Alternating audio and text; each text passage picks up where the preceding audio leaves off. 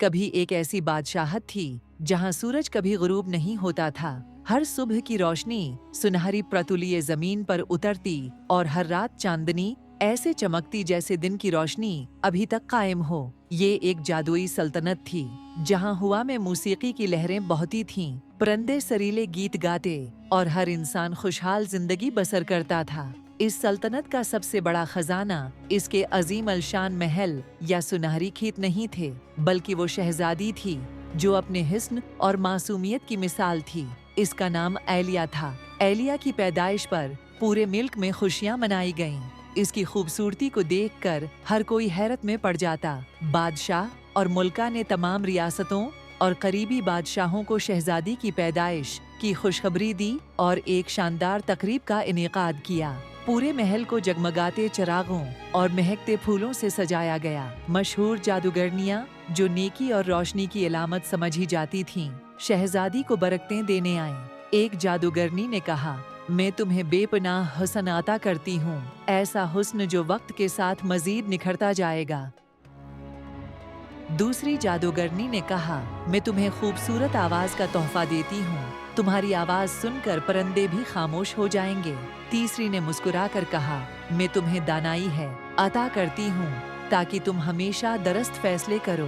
مگر تقریب میں ایک جادوگرنی کو دعوت نہیں دی گئی تھی۔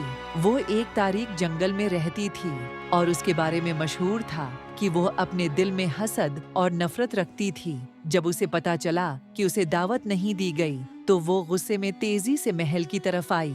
اس نے محل میں داخل ہوتے ہی سب کو حیران کر دیا۔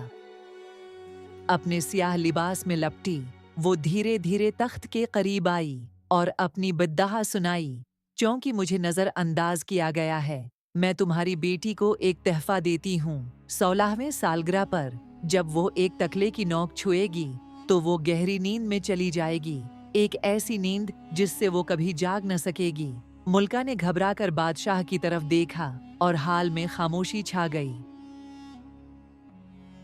اچانک ایک اور نیک جادوگرنی آگے بڑھی اور بولی، میں اس بدعا کو مکمل طور پر ختم نہیں کر سکتی، لیکن میں اسے کمزور کر سکتی ہوں۔ شہزادی کی موت نہیں ہوگی، بلکہ وہ ایک نہ ختم ہونے والے خواب میں چلی جائے گی۔ مگر اگر کوئی سچا دل رکھنے والا شہزادہ اسے بوسہ دے گا تو وہ دوبارہ جاگ اٹھے گی۔ یہ سن کر بادشاہ نے فوراً حکم دیا کہ سلطنت میں موجود تمام تکلے جلا دیے جائیں۔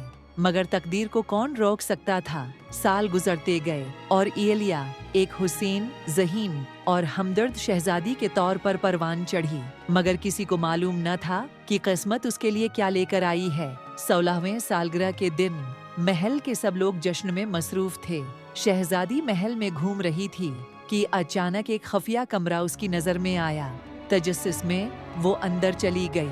وہاں ایک بوڑھی عورت بیٹھی تھی جو در حقیقت وہی جادوگرنی تھی۔ وہ تکلے پر دھاگا کاٹ رہی تھی۔ کیا تم اسے چھونا چاہو گی؟ بوڑھی عورت نے کہا۔ ایلیا نے جھجکتے ہوئے تکلے کو چھوا اور جیسے ہی اس کا ہاتھ نوک سے لگا وہ زمین پر گر گئی۔